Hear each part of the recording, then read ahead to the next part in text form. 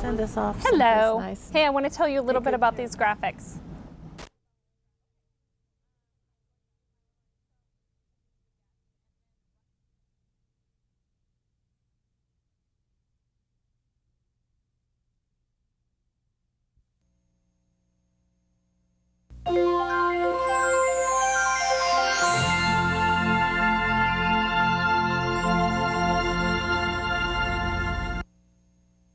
The 10th season of Consider This is brought to you in part by From the Top, a national program showcasing the musical talents of young people. From the Top can be heard on KVNO Classical 90.7 each Saturday at 6 p.m.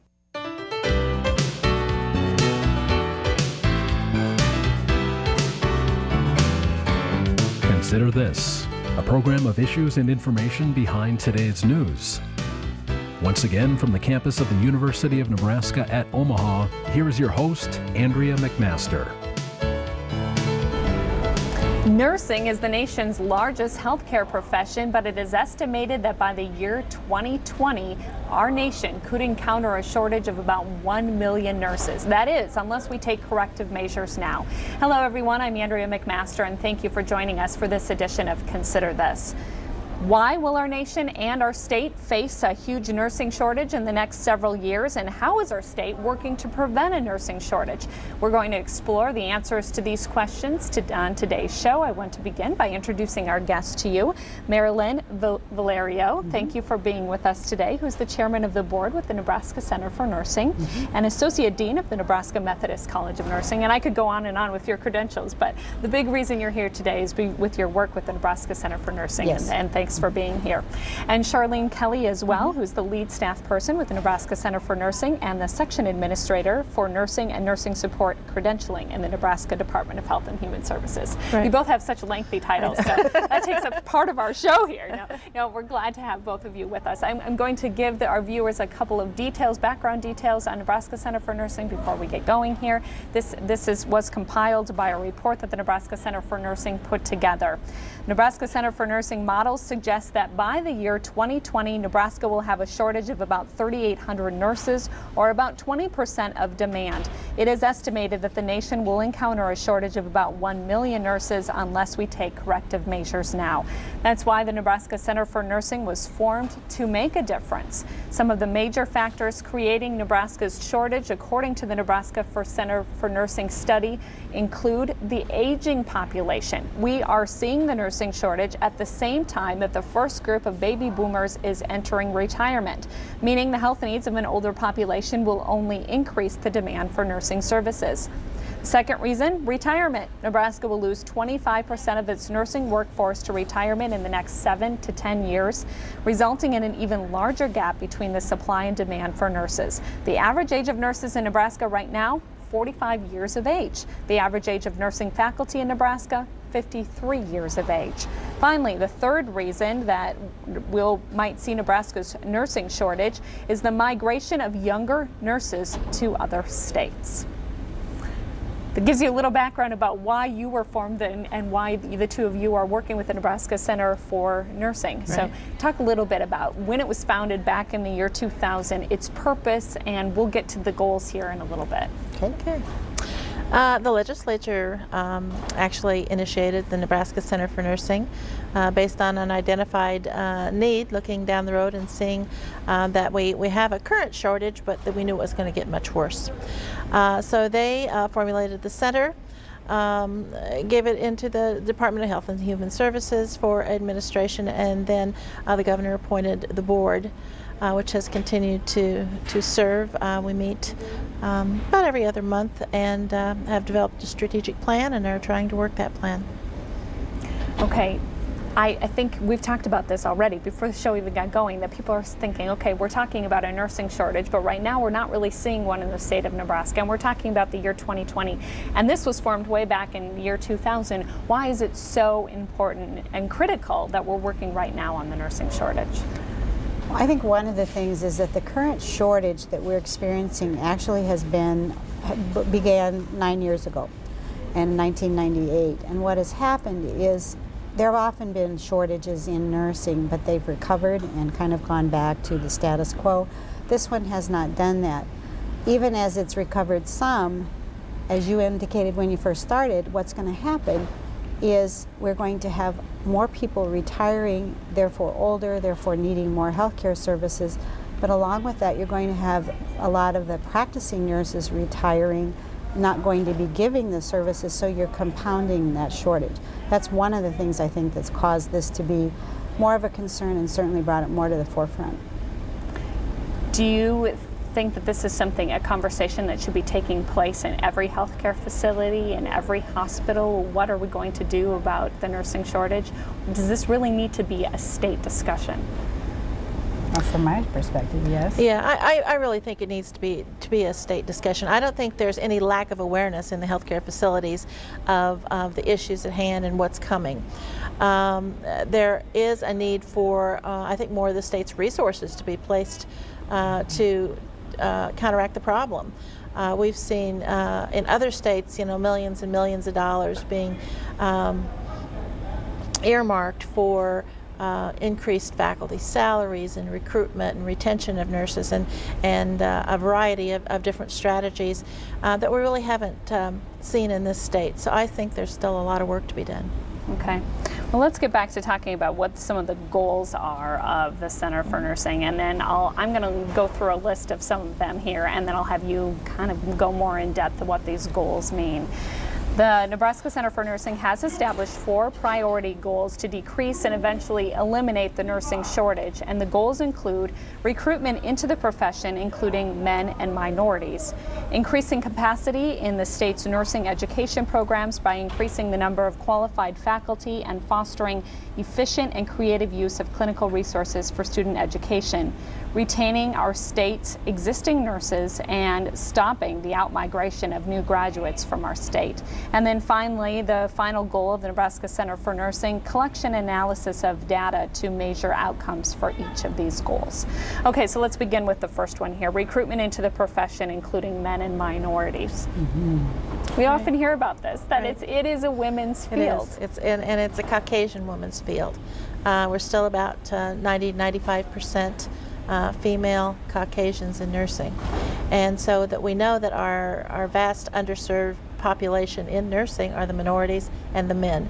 And they're increasing slowly, but not at a pace that we would like to see. We think that it really enriches the profession and improves the services that we can provide if we can be a more diverse population within nursing. And I think the more that healthcare can mirror the population that they're serving, which is men and minorities, and we have an increasing minority population in Nebraska, the better health care. People trust people who look like them, who understand them, who have shared values. And I think that's very important, and very important to recruiting those groups into nursing. I think more men are coming into nursing through some of the accelerated nursing programs that are in the state. And that is people with a degree that already exists. They start and then do their nursing in a fast track. So 15 months, 12 months, 18 months, depends on the program. But we are seeing more men enter that type of program than the basic 4-year, get your degree, or even 2-year associate degree.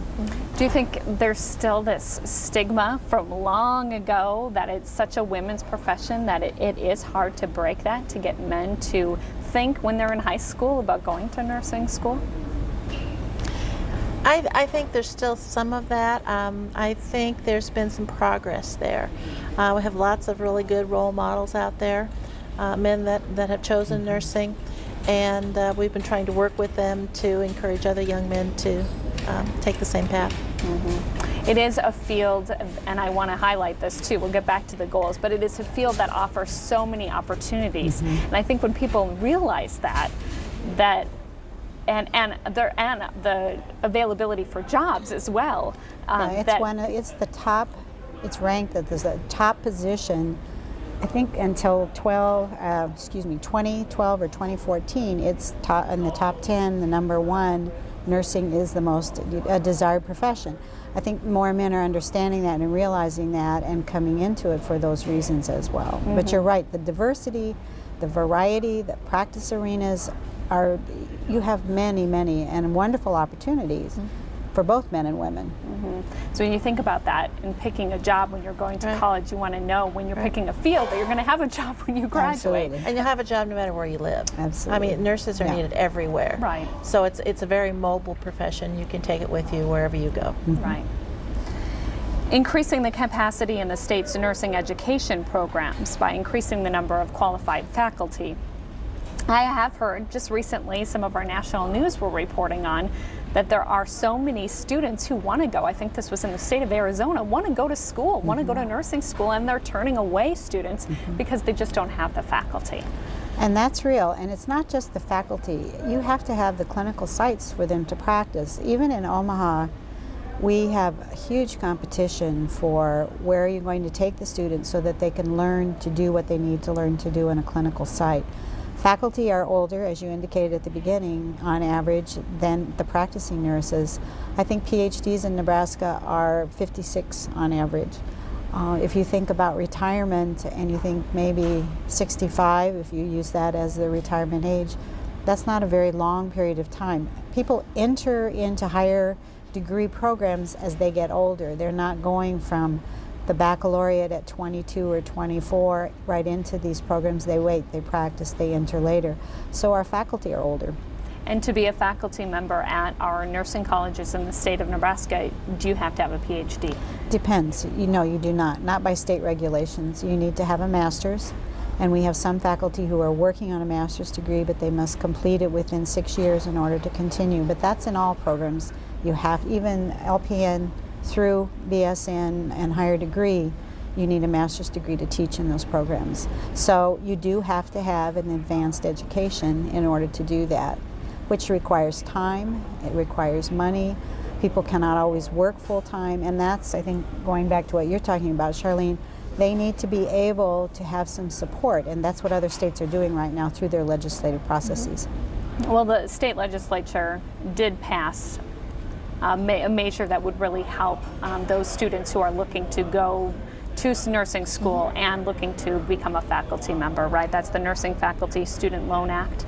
So that helps some. Talk a little bit about what that is, Shirley. Yeah, it was funded a couple of years ago.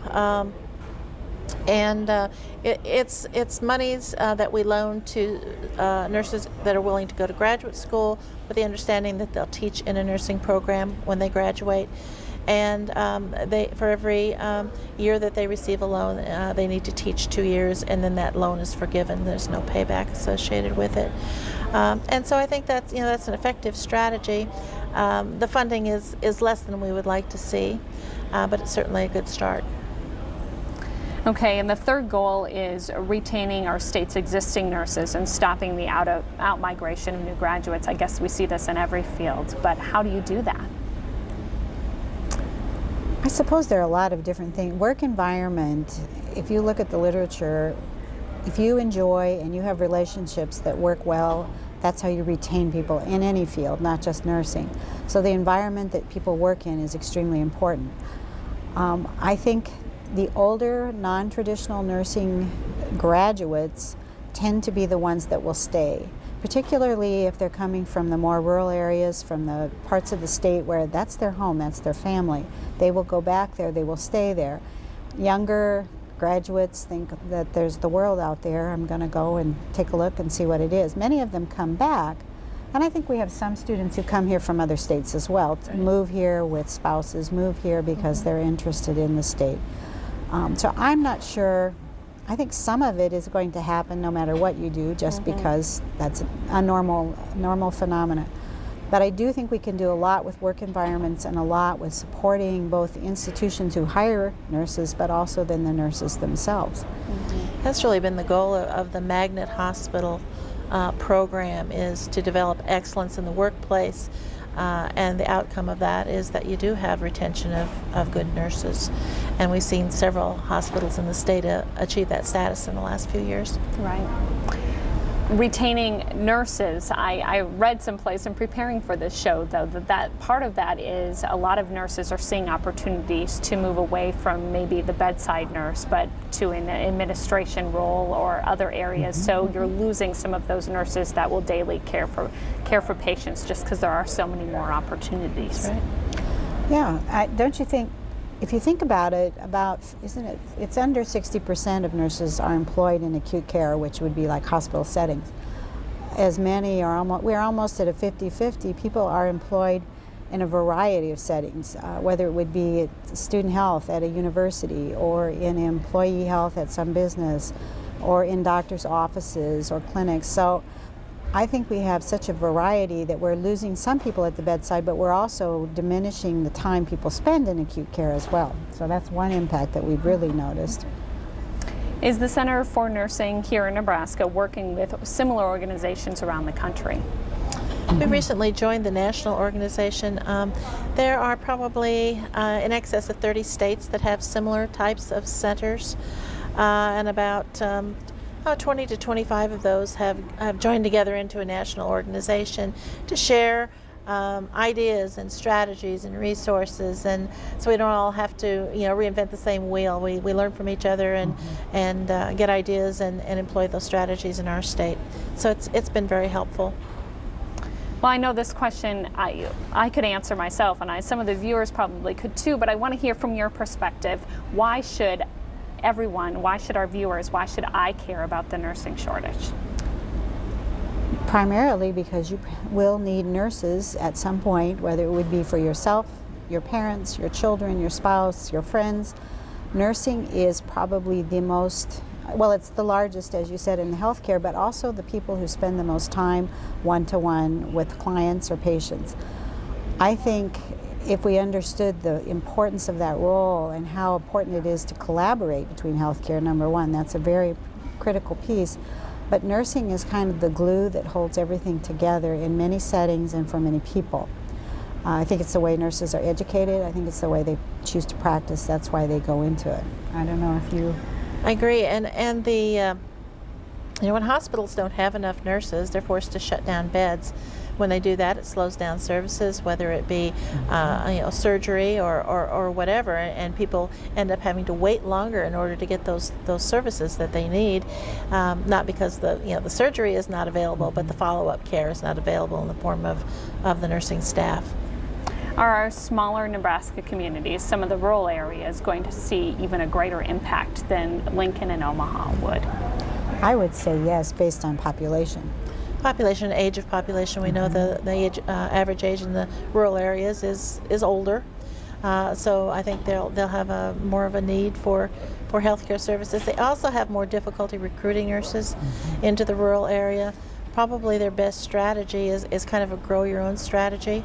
They identify people within their community that they think would make good nurses, or who have voiced a desire to become a nurse, and they support those people, get them educated, and then bring them back into the community to hopefully spend a long career there. So that's been their best strategy for trying to bolster their nursing workforce. And that's a huge challenge, and a financial burden maybe as well.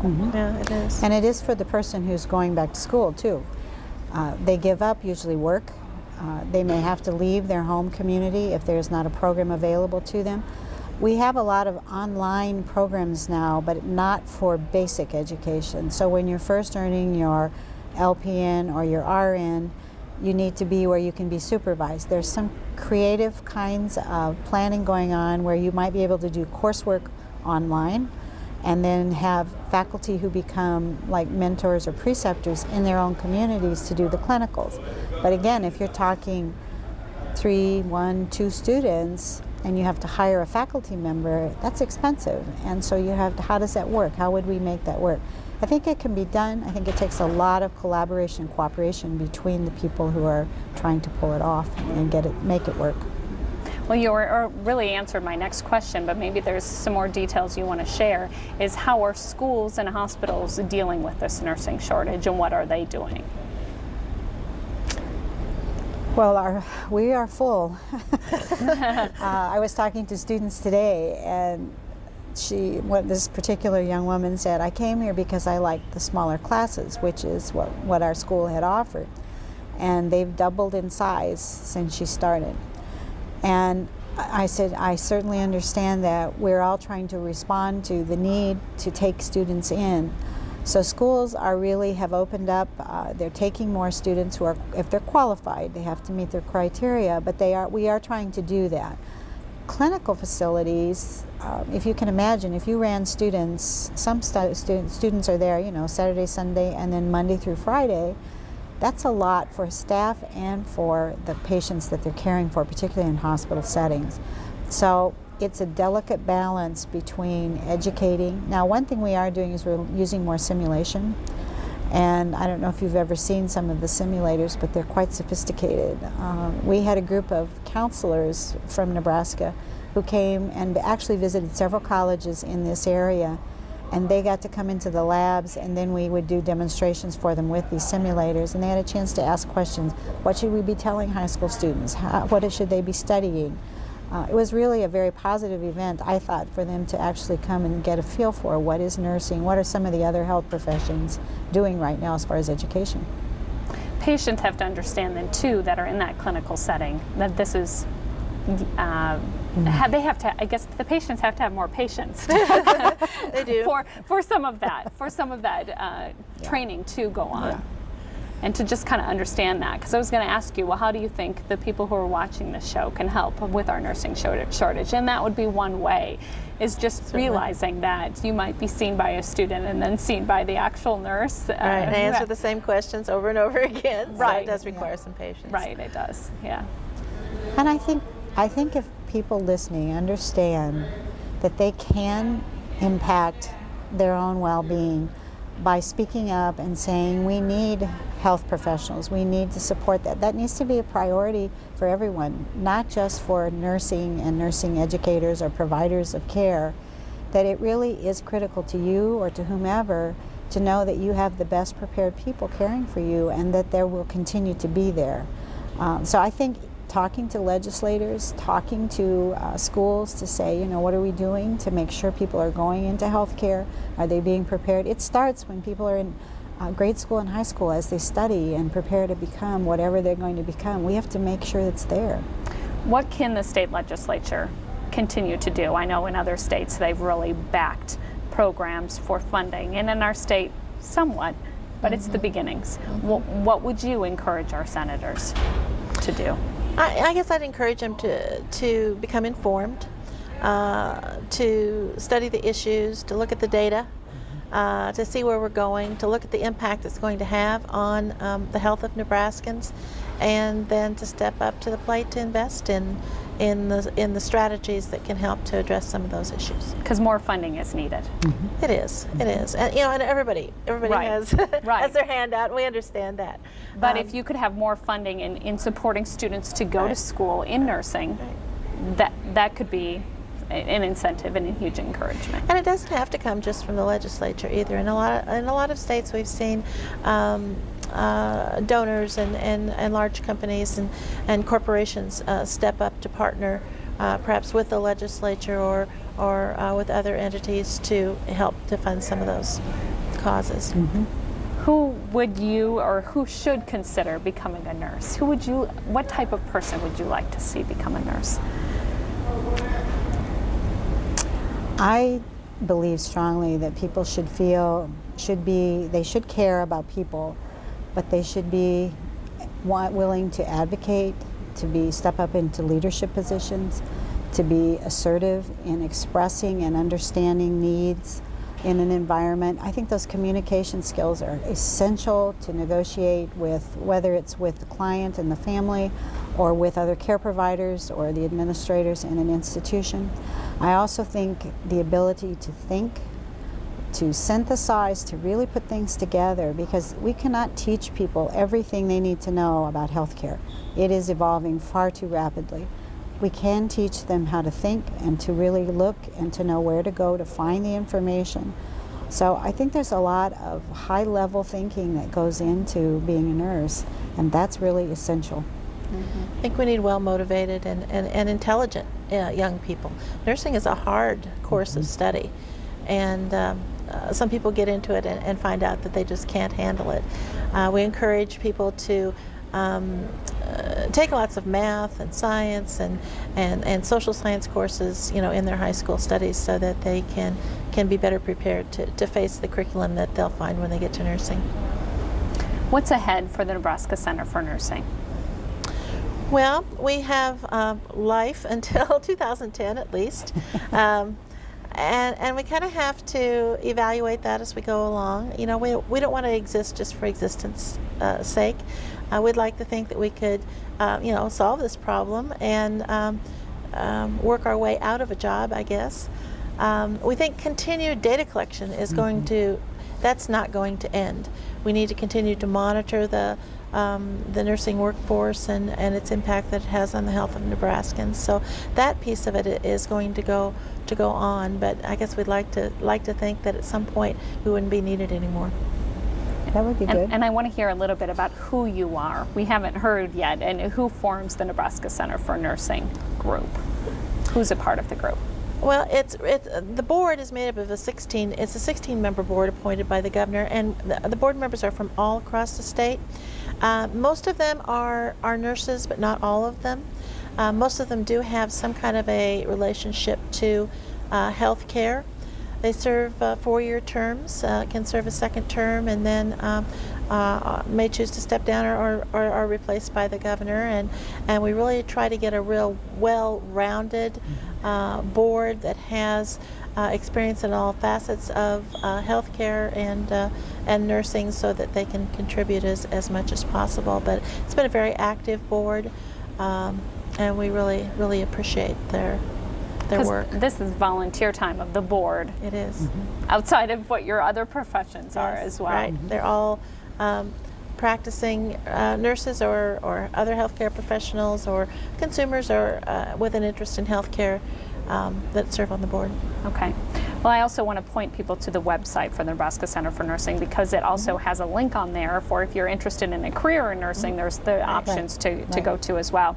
So details on the research, data collection and analysis, the work and the programs in the Nebraska Center for Nursing can be found at www.centerfornursing.com. And how long have the both of you been on the board? Well, I've been with the board since its inception. When the legislature formed it, they gave it over to our department to manage and coordinate. So I've been with the center since inception. And Marilyn? I think I came in 2003. Okay. And so, yeah. And lots more work to be done. And I guess it was centerfornursing.org instead of .com. No, it's .com now. It is .com. It used to be .org. It's okay, .com. .com. Yes. All right. Well, got that straight for everyone, and I thank you both for being here today and for educating all of us, Marilyn and also Charlene Kelly. Thank you very much. Thank you. And thank you for watching this edition of Consider This.